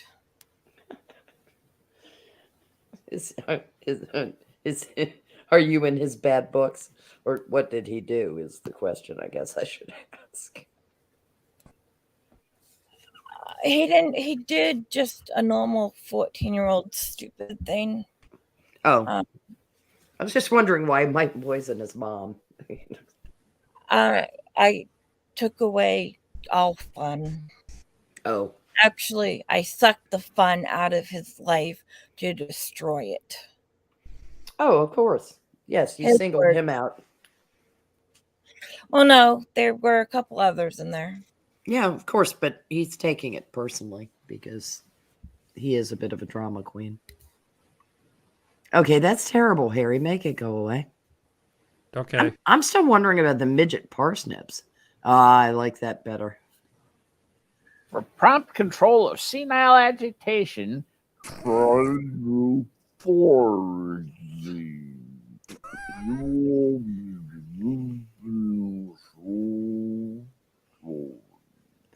May I have some, please? Yeah. So since I am full screen, I noticed that Kamala Harris's stepdaughter, the one that is so beautiful that she got an expensive modeling contract. Yeah, she's Mhm. I amazing. have a looking. recent picture of her. I just want you to take Oh, in God. just how gorgeous she is. Oh my God. Oh man, look at she's the- amazing. Look at that. So talented. That's the. Am I she missing look- it- something? I can It see why looks she like makes so Geddy much money. Lee getting a pedicure in 1978. You know. Yeah. Ugh. But enough of that. I'm making that go away now. Please make this go away. Okay. Thank you. Much better. The one thing that's interesting about the girl, she has amber colored eyes. Not enough to make up for the rest of it, Prospero. Yeah, no. No, that is exactly what I'm sorry about the hepatitis, but would have referred to as plain. Not ugly, plain. Well, I'm gonna put y'all on the record. You've all seen pictures of me. What do you? Where do it? I stand better than her, right? oh yeah, Yes, no doubt. You're more deserving of a modeling contract than she is. than And she. That's a fact. Jack. Good save, Harry. Yeah. And Than this her or she is. Than after she's the self. accident with all the meds and stuff. So I used No, to look you normal. don't have to worry about it. You got to beat. All right. Well, we've trashed the vice president's daughter, so I guess our work here is done. Yeah. Does anybody have anything else they wanted to add? Yes, because I Yes, didn't have what? my headphones on, What? I was what? able to French braid my hair during the stream. I'm so proud of you. Excellent I job. couldn't braid before my brain injury. I you couldn't braid. Yeah, I mean, maybe not. No, I'd rather skip the brain injury if the one skill I get on the other side. I is was not braiding. able to braid before your brain injury, and I still can't. Yeah, me neither. I just. But isn't that weird? Yeah. Hey, you know, Life's funny, Jenna. it is. Life is funny. But anyway, we're going to call it a night here. I want to thank chat for coming out and listening to us. Thanks everybody who listens to us, supports the Minions of the Zoo. Thank you to my panel, my dear friends who get together with me, and we'll be doing this again on Saturday night, and of course next Tuesday for tonight. The zoo is closed.